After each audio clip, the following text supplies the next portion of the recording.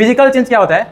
जब कोई किसी भी चीज़ का ओनली फॉर्म और state of matter is change, जब फॉर्म या स्टेट ऑफ मैटर चेंज होता है but substance remains the same, substance जैसा कि वैसा है, बस उसका फॉर्म चेंज हुआ है, साइज चेंज हुआ है। जैसे कि फॉर एग्जांपल आपने फ्रिज में ना पानी रख दिया है, ठीक है, तो कुछ टाइम के बाद फ्रिज ऑन है तो क्या हो जाएगा? फ्रीजर के अंदर क्या हो जाएगा? आइस बन जाएगा, ओके।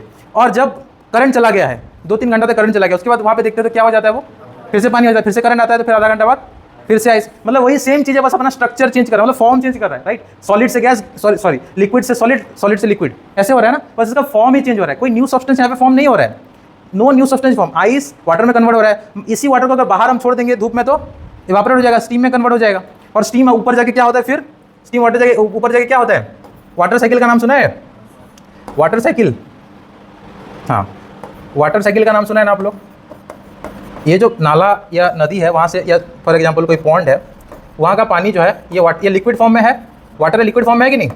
ये वाटर लिक्विड फॉर्म में है, ये इवापोरेट होकर चला गया, इवापोरेट होकर चला गया, मतलब कन्वर्ट हो गया स्टीम में या वेपर में कन्वर्ट हो गया, वेपर में कन्वर्ट हो गया। अब ये वेपर ऊपर जाके क्या होता है? कंडेंस हो जाता है, कंडेंसेशन प्रोसेस में क्या बनाता है? फिर कंडेंस होकर क्लाउड्स बनाता है, ये सुनो, क्लाउड्स बनाता है, फिर ये क्लाउड्स प्रेसिपिटेट होकर नीचे गिरता है कि नहीं? प्रेसिपिटेशन कहते हैं ना इसको हम लोग। तो देखो यहाँ पे लिक्विड था, फिर गैस हो गया, फिर गैस से लिक्विड हो गया।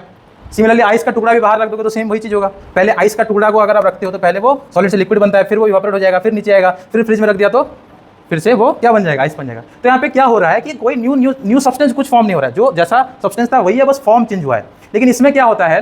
The composition of the substance changes forming one और मोर न्यू सब्सटेंस। जैसे आयरन से आयरन ऑक्साइड बनता है, रॉस्ट जो है ना आयरन ऑक्साइड की वजह से है, तो यहाँ पे दूसरा एक अलग सब्सटेंस फॉर्म होता है।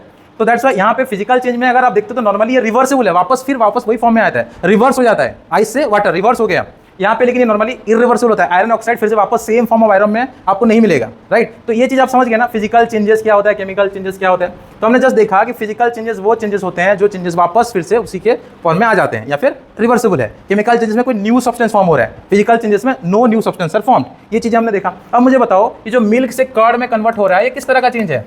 फिजिकल है या केमिकल है? हाँ, फिजिकल चेंज है या केमिकल चेंज है? बताओ। अच्छा, कितने लोग फिजिकल बोल रहे हैं? फिजिकल कौन कौन बोल रहे हैं? कोई नहीं? केमिकल? सब लोग केमिकल बोल रहे हैं, ओके। ये हो गया तुम्हारा केमिकल चेंज, ये हो गया तुम्हारा केमिकल चेंज। रस्ट जो हुआ वो फिजिकल या केमिकल है? अभी हमने देखा क्या है। पायल बिस्वाल समझ रहे हो? ये क्या है तुम्हारा? केमिकल चेंज है। वाइन, ग्रेप से वाइन बन गया, वाइन वापस ग्रेप बन सकता है क्या? नहीं, तो क्या हो गया? ये केमिकल चेंज है। कुकिंग, जो फूड हम बनाते हैं वापस वो हो जाएगा, फिर वापस गोभी का तरकारी बनाकर वापस गोभी हो जाएगा? नहीं, तो वो क्या है? केमिकल चेंज है। डाइजेशन भी क्या है? वापस कोई फॉर्म में नहीं आ गया, सारे के सारे जितने भी क्या है, ये सारे के सारे केमिकल चेंजेस है।